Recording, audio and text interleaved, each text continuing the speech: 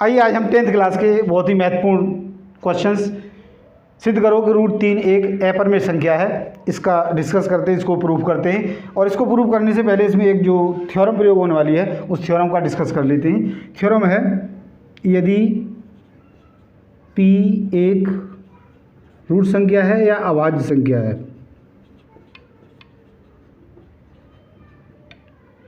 p क्या है, एक अभाज्य संख्या है, यदि p a स्क्वायर को विभाजित करती है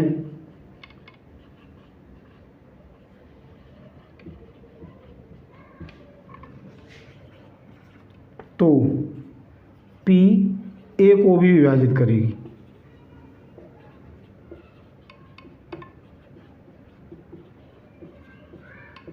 अब इसको हम एक एग्जांपल से समझते हैं। मान लीजिएगा p बराबर 2 है और a की वैल्यू a स्क्वायर की वैल्यू 4 है, तो 2 4 को विभाजित करेगा और a यानी a क्या आ जाएगा 2, तो 2 को भी विभाजित करेगा। अर्थात यदि कोई संख्या किसी के स्क्वायर को विभाजित करती है तो वह उस संख्या को भी विभाजित करेगी। तो आइए हम इसके जो प्रश्न है उस पर पहुंचते हैं। सबसे पहले क्या है कि सिद्ध करो रूट 3 एक अपरिमेय संख्या है। तो सबसे पहले हम क्या करेंगे, इसमें एक विरोधाभास मान लेते हैं। हम ये मान के चलते हैं कि यह परिमेय संख्या नहीं है, उल्टा मान लेते हैं। माना रूट 3 एक परिमेय संख्या है। परिमेय संख्या है तो हम जानते हैं परिमेय संख्या क्या होती है, root 3 equal to P by Q के फॉर्म में लिखी जाती है, जहाँ p और q क्या है, पूर्णांक हैं, इंटीजर हैं, and q is not equal to 0, q 0 के बराबर नहीं होना चाहिए। साथ में p और q में एक के अतिरिक्त कोई भी कॉमन फैक्टर नहीं होगा, उभयनिष्ठ गुणनखंड नहीं होगा।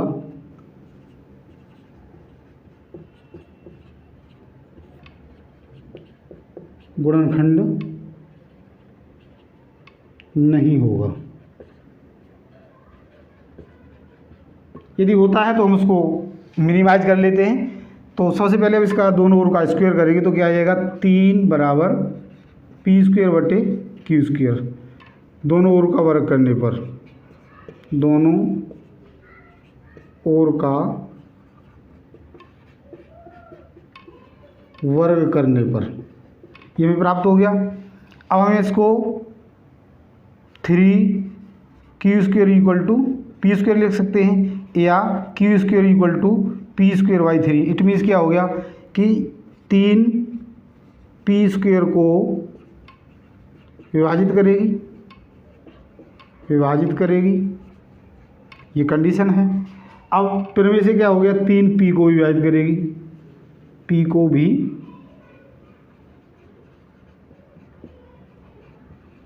विभाजित करेगी, ये हमारी कंडीशन थी।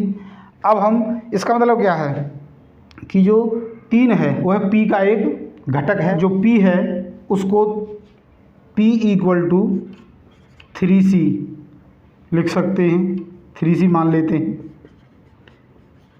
क्यों मान लेते हैं, क्योंकि जो 3 है इसमें निश्चित रूप से हुआ, क्योंकि इसका एक फैक्टर है। तो अब हम यहाँ से देखेंगे, इस इक्वेशन से इसकी वैल्यू रखेंगे, 3 Q square equal to 3 C square, यानी 3 Q square equal to 9 C square हो जाएगा। अब हम इसको यहाँ पर ले आते हैं तो क्या होगा, 3 से ये 3 बार कट जाएगा, यानी Q square equal to 3 C square. It means Q square बटे में 3 बराबर सी स्क्वायर। इसका तात्पर्य हो गया कि 3 जो है वो क्यू स्क्वायर को विभाजित करेगी, 3 क्यू स्क्वायर को विभाजित करेगी, ये क्यू स्क्वायर को विभाजित करेगी तो क्यू को भी, अतः 3 क्यू को भी विभाजित करेगी। अब 3 क्या है, देखो 3 क्यू को भी विभाजित कर रही है और पी को भी, तो इसमें हमने कंडीशन थी कि पी और क्यू पूर्णांक हैं और पी और क्यू में एक के अतिरिक्त कोई भी कॉमन फैक्टर नहीं होना चाहिए, वैनिश गुणनखंड नहीं होना चाहिए। लेकिन हमें क्या मिल गया कि जो 3 है वो पी को भी विभाजित कर रहा है और क्यू को भी विभाजित कर रहा है। अतः हमने जो माना था वो गलत है, अतः हमारा मानना गलत है, अतः हमारा मानना गलत है। It is contradiction. सो √3 क्या है? परिमेय संख्या नहीं है, अपरिमेय संख्या है।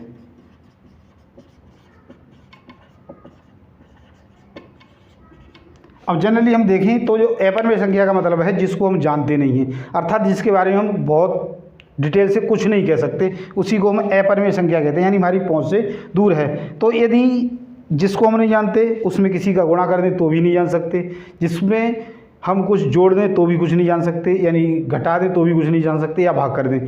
तो आगे कोई भी हम प्रश्न देखेंगे उनमें यदि इसमें कोई जोड़ा गया है, कोई गुणा किया गया है, भाग किया गया है, तो सिर्फ हमने इस प्रकार की संख्या को, जैसे √3 है, √5 है, √7 है, उनको ही इस प्रोसीजर से प्रूफ करना है और बाद बाकी हमने यही लिख देना है कि एक अपरिमेय और परिमेय संख्या का गुणा, अपरिमेय और परिमेय संख्या का जोड़, अपरिमेय और परिमेय संख्या का मल्टीप्लिकेशन, ये सारे क्या होते हैं?